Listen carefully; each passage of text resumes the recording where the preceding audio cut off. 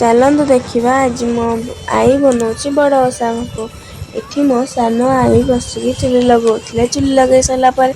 हांडी बसईकिना भोग रांधिले। भोग रांधि सारापर ये मो सान आई बसिकिना फुलमाल गुंथुले कहीं हांडी चारिपटे फुलमाल दि जाए। ये भोग सरलापर मु समस्त घरे बांटी देदेकी अजा सहित पलि आसती आम घर को भोग देकिना कहीं जेहेतु मो अजा घर रुहे से मो आमर जिते ओषा पड़े आमर किसी ओषा प्राय नहीं से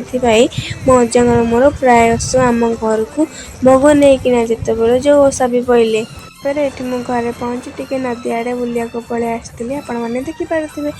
तो सुंदर भाव ये मो बापा को कही कदली पत्र काटी दिया मु डंगा बनैबी लिखिले मो डंगाटे केते सुंदर है सुंदर भाव बन ट्राए करी देखुली केमती लगुच ये आसिक पलि आसती आम देखा रास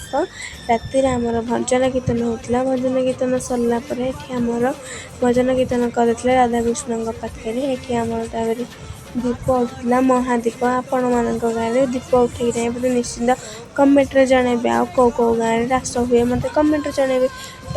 ये दीप उठी सारापर आम पलि आसलु घर को ये मो पुआ को खुई कहीं आम पुअर जेहतु हाथ भल ना भिडियो भल लगे लाइक कमेंट सब्सक्राइब कर जय जगन्नाथ।